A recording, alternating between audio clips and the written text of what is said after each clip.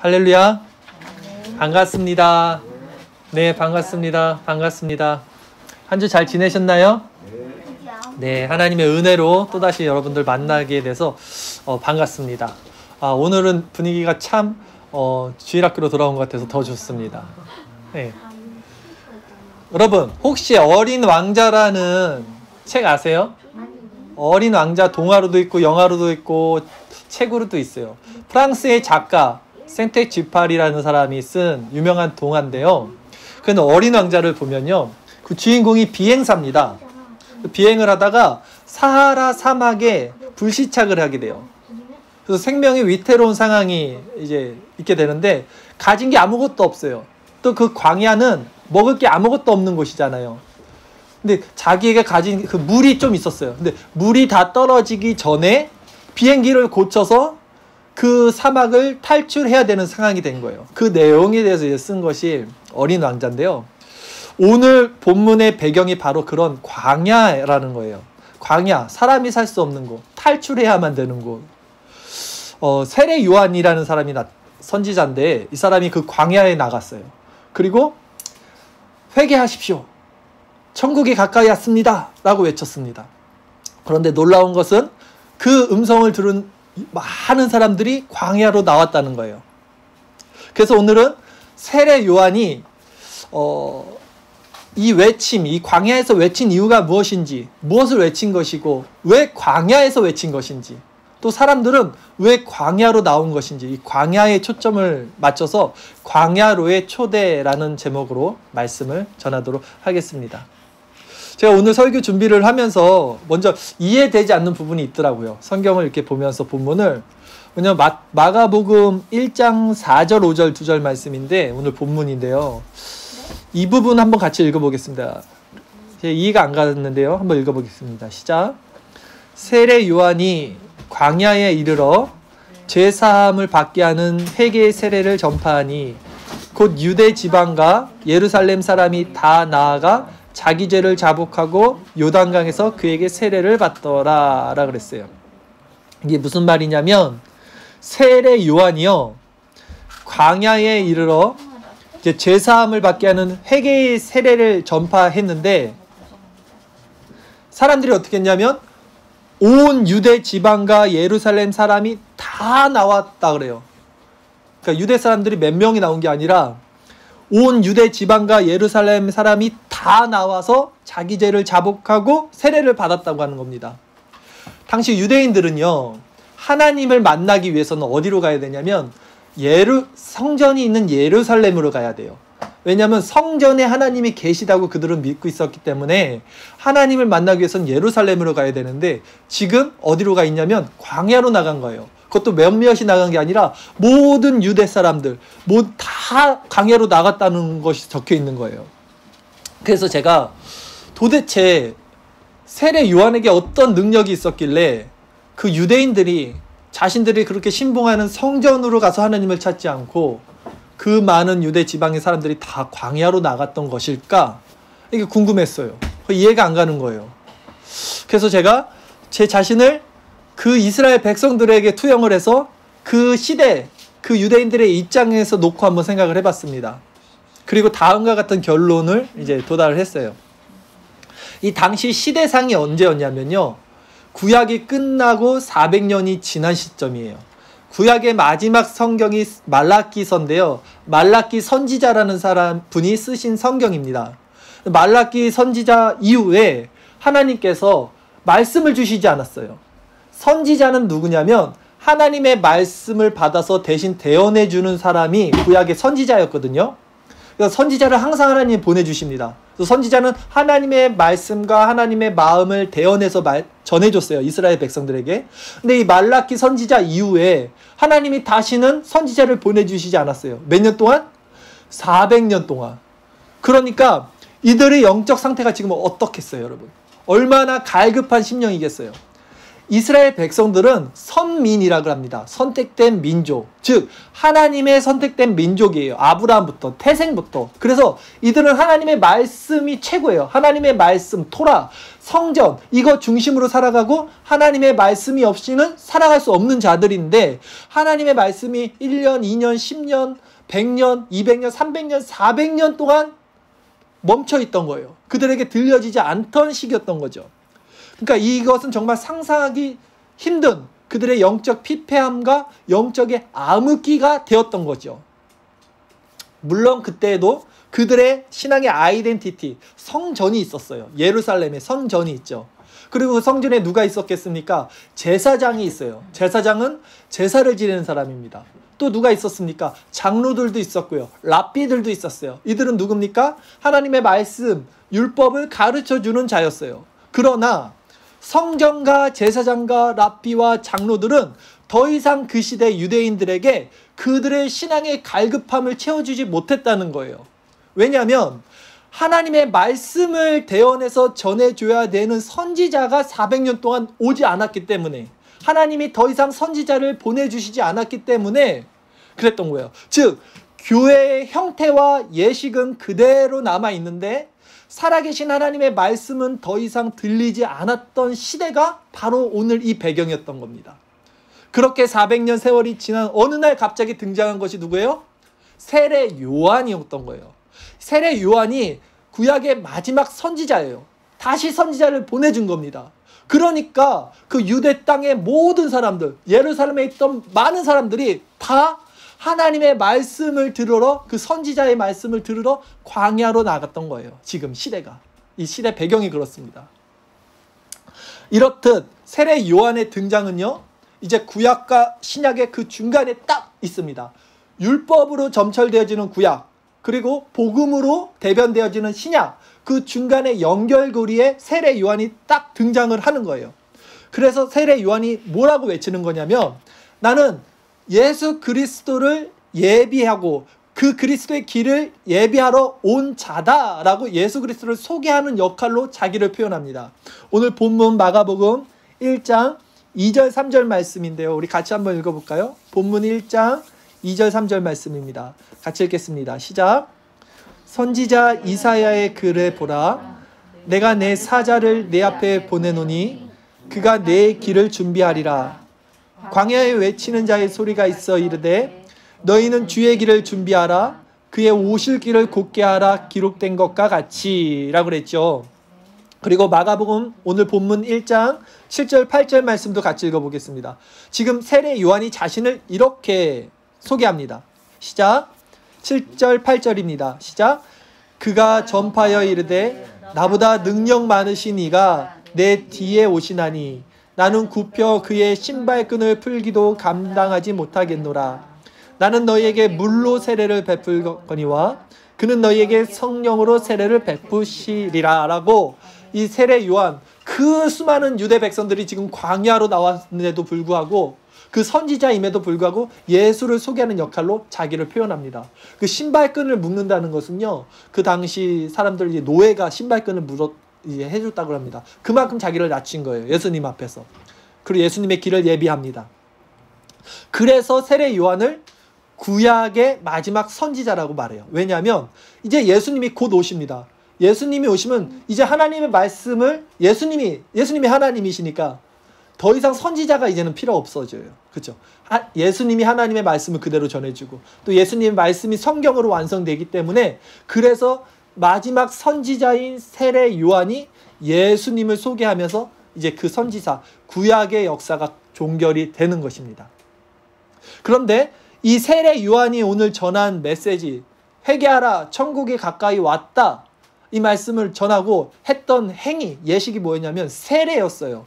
여러분 세례 다 아시잖아요. 이게 원래는 침례라 그래서 우리는 세례는 약식이고 물에 잠겼다 나오는 걸 침례라고 하는데 이 침례를 준 겁니다 지금. 근데 이 행위가 이 예식이 우리들은 다 아는데 이 당시 유대인들에게는 정말 센세이셔널한 행위였어요. 정말로 뜬금없는 행동이었어요. 이전에는 세례가 없었던 거예요.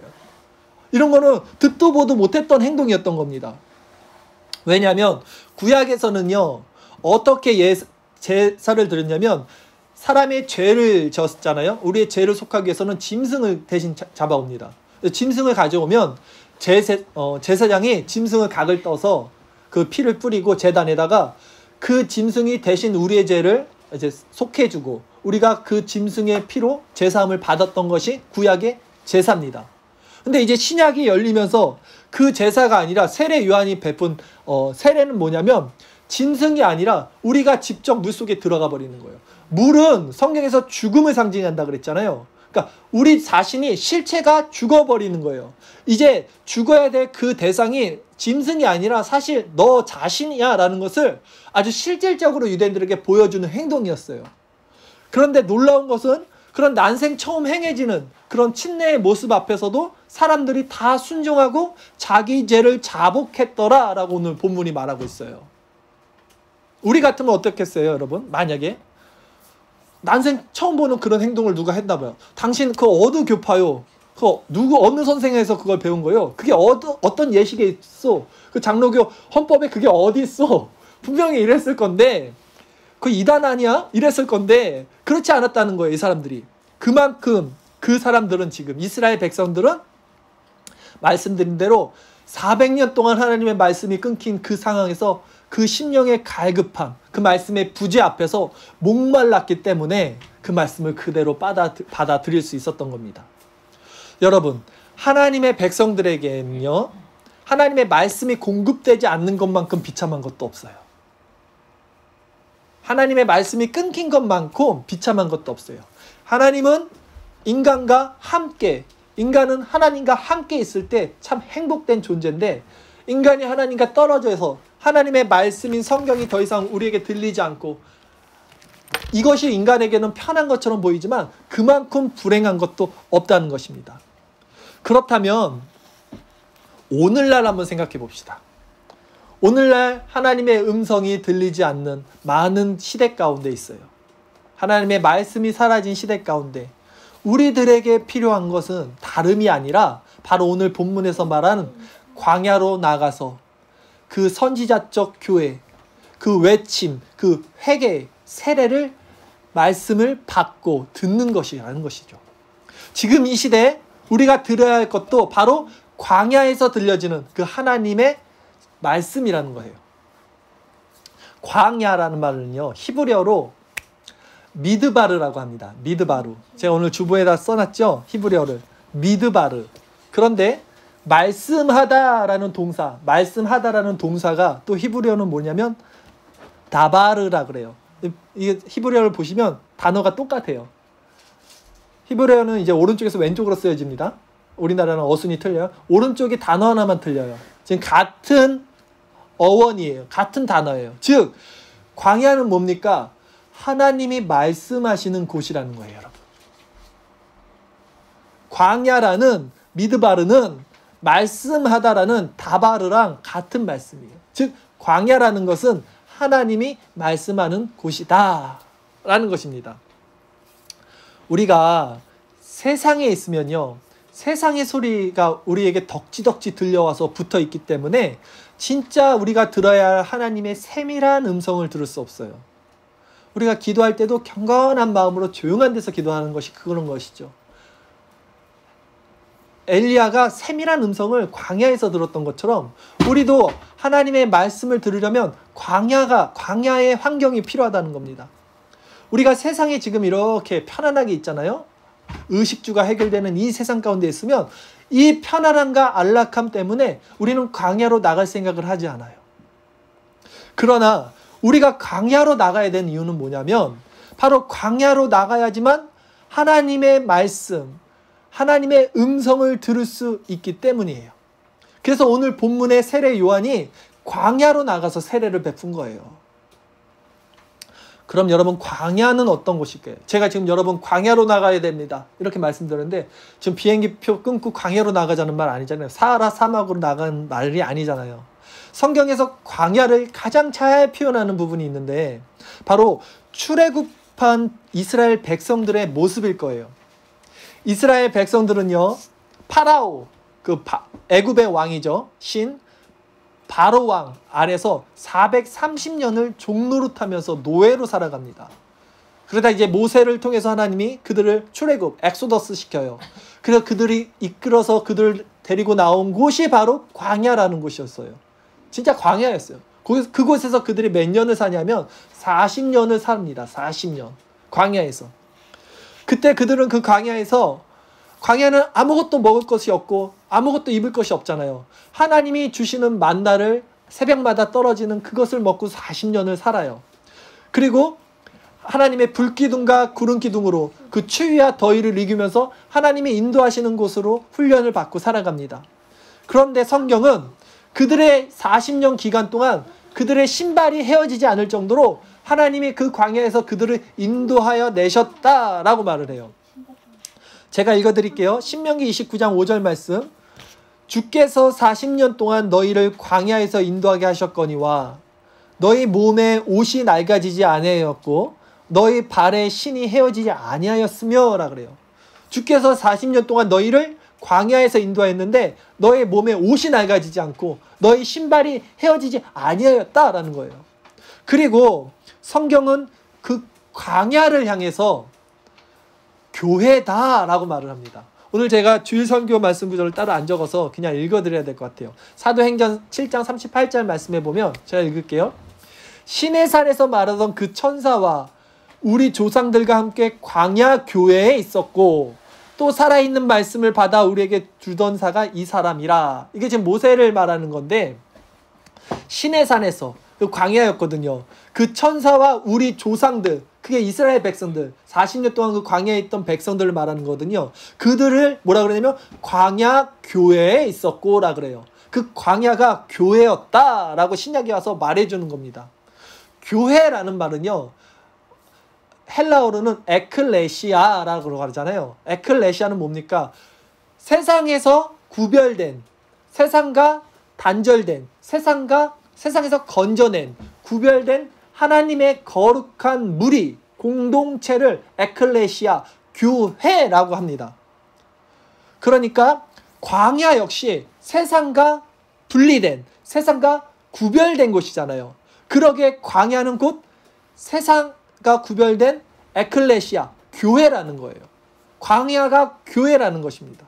그래서 세례 요한이 광야에서 선포를 하는 거예요. 즉 교회에서 말씀을 전하는 거예요. 그 광야가 뭡니까? 디바르, 미르바르. 광야는 하나님이 말씀하시는 곳이잖아요. 하나님의 말씀이 어디서 이루어집니까? 교회에서 선포되잖아요. 광야가 교회다. 그래서 광야 교회라고 말을 하는 거예요. 그러니까 우리가 광야에 있어야 된다는 거예요. 교회에 있어야 된다는 거예요. 여러분, 그 광야가 뭐냐면 내가 의지할 것이 아무것도 없는 곳이 광야예요. 그렇죠. 내 것이라는 것이 아무것도 존재하지 않는 곳이 광야예요. 내 힘으로는 살 수 없는 곳이 광야예요. 그것이 교회라는 거예요. 교회 역시 세상을 의지하는 자들의 모임이 아니겠죠. 우리의 모든 것은요, 주님으로부터 왔고 주님의 것입니다. 인정하십니까? 모든 것이 주님의 것이에요. 우리에게 주어주신 건 우리 게 아니에요. 우리 자식도 우리 게 아니에요. 주님이 맡겨주신 거지, 주님의 자녀지 우리의 자녀가 아니에요. 우리의 물질도, 우리의 건강도, 우리의 생명도 우리 것이란 건 아무것도 없어요. 광야는 그렇게 우리 힘으로 살아갈 수 있는 곳이 아닌 자들이 모인 정체성 공동체라는 거예요. 예수님이 부자 간원에게 그래서 이렇게 말하는 거예요. 부자 간원이 돈도 많고 지식도 많고 성경 말씀도 잘 알고 율법도 다 지켰습니다. 근데 마음에 공허함이 있어요. 여전히. 예수님, 내가 모든 걸 다 지켰는데 내 마음이 왜 이럽니까? 그때 예수님이 말하죠. 너에게 한 가지 부족한 게 있어. 너 그 많은 재산들, 그 소유를 다 팔아서 가난한 자들에게 주고 너는 광야로 와라. 너는 그냥 나를 따라. 이렇게 말했던 거예요. 근데 그 부자 간원이 어떻게 했습니까? 알다시피 못 가는 거예요. 광야로 못 떠나는 거예요. 왜? 내가 쥐고 있는 나의 것이 있기 때문에 이것을 버리지 못하는 자는 광야로 갈 수 없는 거예요. 여러분 잘 생각해 보세요. 지금 내가 광야에 있는지 세상에 있는지를 생각해 보셔요. 내가 교회인지, 즉 교회가 아닌지를 생각해 보시라는 거예요. 하나님은 이렇듯 그분의 사랑하는 자들을 결단코 광야로 끌고 가세요. 그래서 출애굽을 시키는 거예요. 자기의 백성들을. 왜 광야로 끌고 가십니까? 그래야 하나님의 말씀이 들려지니까. 하나님의 말씀을 전하는 곳이 광야잖아요. 미르바르, 광야.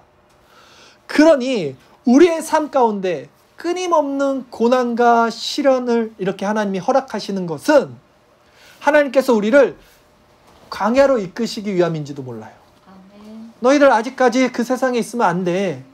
왜 너희 것이라고 생각하면 안 돼. 그런 것들. 자녀든 돈이든 물질이든 너희들의 건강이든 다 너희 것이 아니야. 왜 나를 의지하지 않니? 하면서 계속 그것들을 건드는 걸 수도 있어요. 깨달으라고. 왜냐하면 인간은 고난이 없으면, 고통이 없으면 절대 하나님을 찾지 않거든요.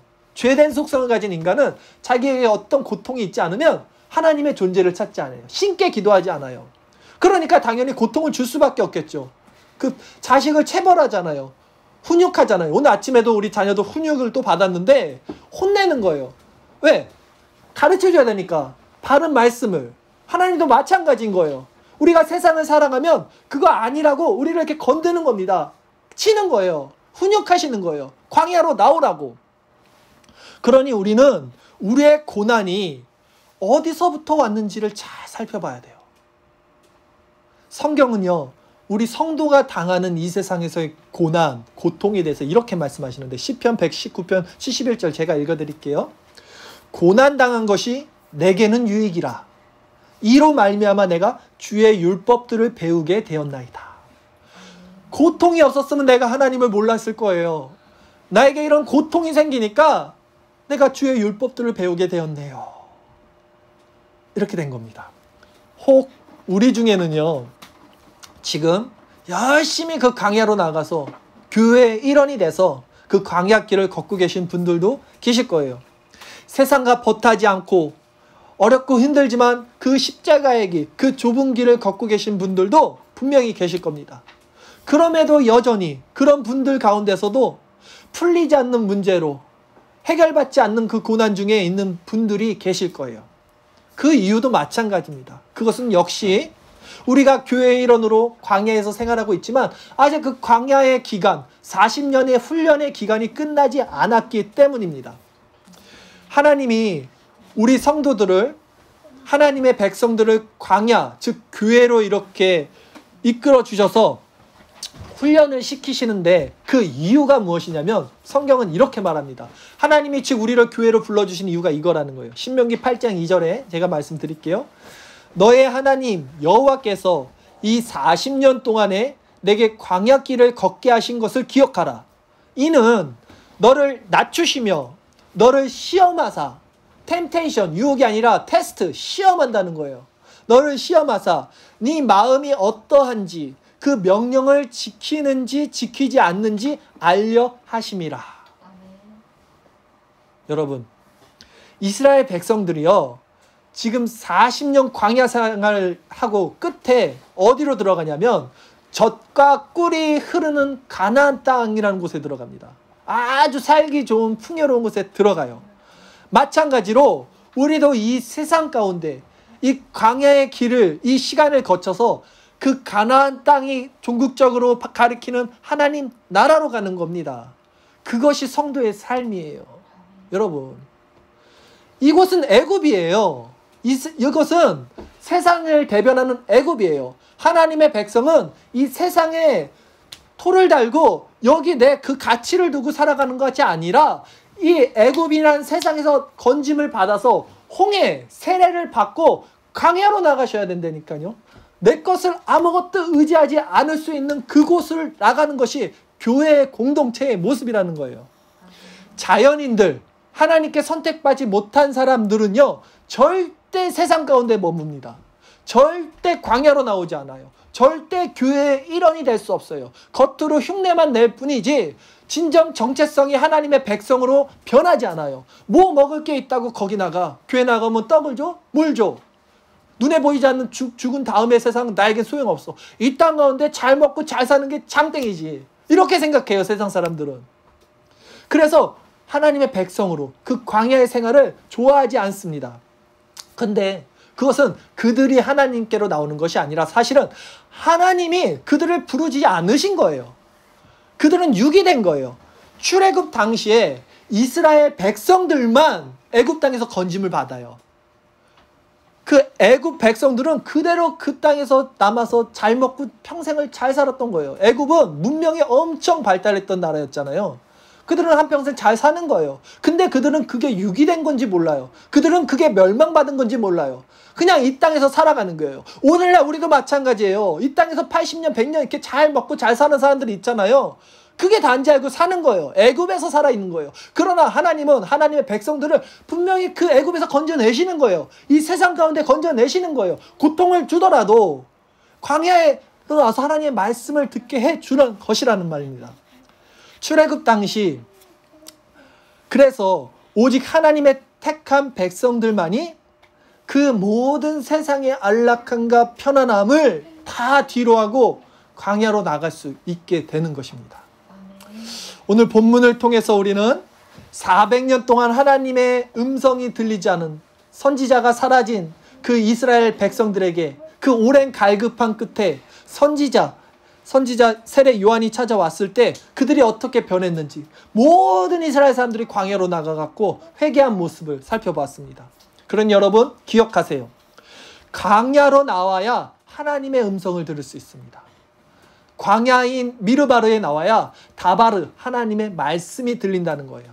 광야는 하나님의 말씀하시는 곳입니다. 광야는 어디입니까? 교회입니다. 오늘 말씀을 하시잖아요. 이렇게 말씀이 들려지는 거잖아요. 그 세례 요한이 어떻게 말씀했어요? 회개하십시오. 천국이 가까이 왔습니다. 라고 말하는 거예요. 회개는 아시죠? 회개는 뭡니까? 돌이킨다는 거예요. 즉 세상에서 돌이키라는 거예요. 광야는 세상과 구별되는 거예요. 즉 회개라는 것도 세상에서 돌이켜 교회로 들어오라는 말이에요. 광야로. 오늘 본문을 통해 하나님은 다시 우리들에게 광야로 초대를 하고 계십니다. 그러니 여러분 더 이상 머뭇거리지 마세요. 무엇을 먹을까? 무엇을 입을까? 무엇을 마실까? 염려하며 살지 마세요. 그것은 성도가 구하는 것이 아니라고 합니다. 그것은 이방인들, 저 애굽 사람들, 이 세상 사람들이 구하는 것이라고 성경은 말해요. 마태복음 6장 31절 32절 제가 읽어드릴게요. 그러므로 염려하여 이르기를 무엇을 먹을까? 무엇을 마실까? 무엇을 입을까 하지 말라. 이거 예수님이 말씀하시는 거예요. 이는 다 이방인들이 구하는 것이라. 너희 하늘 아버지께서 이 모든 것이 너희에게 있어야 할 줄을 아시느니라. 아멘. 아멘. 여러분, 만약 여러분의 인생이요 앞으로 딱 일주일만 남았다고 생각해 보세요. 여러분이 삶을 대하는 태도는 아마 180도 바뀔 겁니다. 확신합니다. 지금 여러분에게 삶이 딱 일주일이 남았다고 생각해 보세요. 시한부 인생. 그동안 여러분이 가치라고 생각했던 것, 그동안 여러분이 부여잡고 있던 그것들, 생명이라고 생각했던 걸 부질없다는 것을 알게 되고 그것이 정말 잡스러웠다는 것을 알게 되고 다 털어버릴 거예요. 여러분 하나님 앞에 설 겁니다. 그때 비로소 알게 될 거예요. 무엇이 중요한 건지, 우리가 지금 이 시간을 어떻게 살아가야 했는지, 우리가 무엇을 붙잡고 살아갔어야 했는지, 무엇이 생명이었는지를 그때 알게 될 거예요. 근데 그때 알면 뭐합니까? 제 말은 그 일주일 남은 시간은요 지금 내게 다가오지 않았으니까? 아니요. 여러분에게 분명히 다가오는 시간이에요. 저에게도 분명히 다가오는 시간이에요. 우리 인생은 결국은 그렇게 다 끝이 납니다. 얼마 남지 않았어요. 왜 이렇게 먼 일로 생각하세요? 왜 이렇게 영원히 살 것처럼 생각하세요? 오늘 말씀을 정리할게요. 제가 서두에 어린 왕자 이야기로 시작을 했습니다. 그 주인공이 비행기 추락을 하고요. 사하라 사막에서 그 비행기를 막 고쳐요. 이 물이 다 떨어지기 전에 비행기를 고쳐서 이걸 탈출해야 돼. 그 사람의 목적이에요. 근데 거기서 어린 왕자를 만나요. 그래서 어린 왕자는 이 얘기, 저 얘기를 하는데 그러면서도 이 주인공은 그 비행기 고치는 걸 계속 힘을 내요. 근데 어린 왕자는 이상합니다. 태연해요. 의연해요. 그 어린 왕자가 마법사가 아니에요. 똑같이 인간이에요. 그래서 거기서 목말라 같이 죽어야 되는 상황인데도 불구하고 그는 의연합니다. 마치 곧 죽어도 상관없는 사람처럼. 아니, 오히려 어린 왕자는 그 사막에서 자신의 죽음을 기다리는 모습으로 비춰져요. 근데 그 어린 왕자가 이런 말을 하죠. 유명한 말이잖아요. 정말 소중한 것, 정말 귀중한 것은 눈에 보이지 않아요. 그것은 마음으로만 볼 수 있어요. 라는 말을 해요. 여러분, 정말 소중한 것이 뭐예요? 이 눈에 보이는 세상입니까? 아니에요. 우리의 마음으로 볼 수 있는 하나님 나라예요. 그게 가치예요. 그게 영원한 거예요. 그 어린 왕자가 그 사막 가운데서 이제 죽어갑니다. 죽는다는 얘기는 표현이 안 돼 있어요, 책에. 하지만 그 정황상 보면 죽은 거예요. 근데 그렇게 죽어가면서도 의연할 수 있었던 이유가 뭐였냐면 바로 그에게는 자기가 돌아갈 행성, 비유길이라고 하잖아요. 돌아갈 별과 그 자기를 기다리고 있는 그 장미꽃 한 송이 있잖아요. 자기를 기다리는 장미꽃이 있기 때문에 오히려 이 사막에서는 자기가 죽어야지만 자신이 다시 있던 별로 돌아갈 수 있다는 사실을 그는 알고 있었어요. 그래서 그 주인공에게 내가 가는 별은 너무나 멀어서 당신은 따라올 수 없어요 라는 말을 해요. 네. 자기가 여기서 죽어야지만 그 별로 가는 거예요. 그걸 알고 있었기 때문에 의연할 수 있었어요. 이 세상 가운데서. 여러분, 이것이 이 세상 가운데서 살아가는 우리 성도의 정체성이에요. 우리는 우리가 갈 곳을 알고 있어요. 하나님 나라.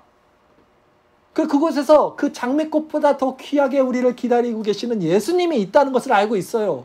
그러니 이 세상 가운데서 의연하게 살 수 있어요. 태연하게 살 수 있어요. 어차피 죽을 거잖아요. 정말 소중한 것은 눈에 보이는 것이 아니잖아요. 하나님 나라로 들어간다는 것은요, 그렇게 이 땅 가운데서는 죽어야 한다는 것을 기억하세요. 그것이 세례인 거예요. 그래서 오늘 세례 요한이 회개하라, 천국이 가까이 왔다면서 침례, 세례를 주는 겁니다. 그렇다면 여러분, 오늘 말씀을 통해 다시 한번 우리도 광야에서 외치는 하나님의 이 음성을 들으시기 바랍니다. 회개하라, 천국이 가까이 왔느니라. 하나님 지금 여러분을 다시 그분의 광야로 초대하고 계십니다.